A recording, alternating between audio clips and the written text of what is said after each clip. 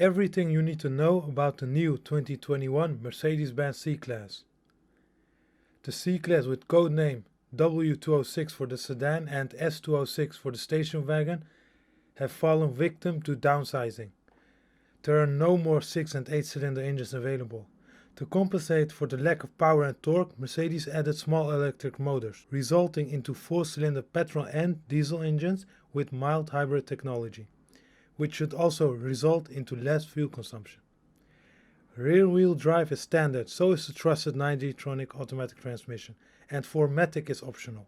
The C-Class lineup will be available with different engines, starting with the C180, C200, C300, C220D and C300D. Plug-in hybrids will also be available. Later down the road, Mercedes-AMG will also launch a new C63 and possibly a C43, with also a 4-cylinder engine, but with much bigger electric motors for more power and torque. The aromatic air suspension is not available anymore on the new C-Class. The C-Class also got more heavy thanks to the hybrid technology, around 150 kg for similar models compared to the predecessor. This story about the new C-Class does not seem very positive until now, but Mercedes has done some pretty impressive things for the new C-Class. Starting with rear axle steering.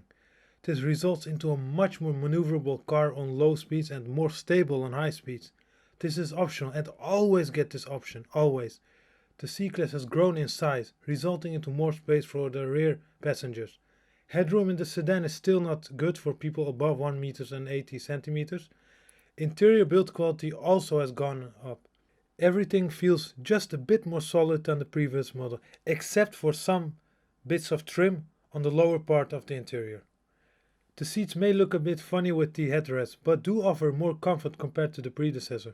Still not as comfortable as the seats in the bigger Mercedes-Benz models. The MBUX Infotainment System is very overwhelming at first, but if you're used to Mercedes systems, you get used to it pretty fast. Graphics are very sharp and the touchscreen reacts instantly. The screen is optional. The standard screen is smaller and has physical buttons for the climate control. The option to navigate with augmented reality, voice control and many more things are available. Ergonomics are not very user-friendly like before. The theme here is haptic feedback, which means when you touch something you feel a slight vibration. This is not as intuitive as physical buttons.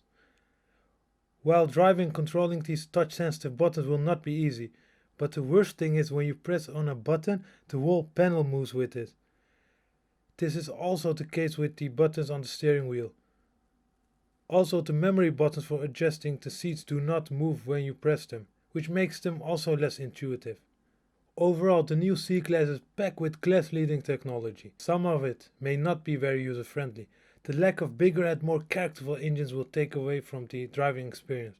The lack of air suspension will also make the car a lot less comfortable. But the addition of optional rear axle steering will add to the handling.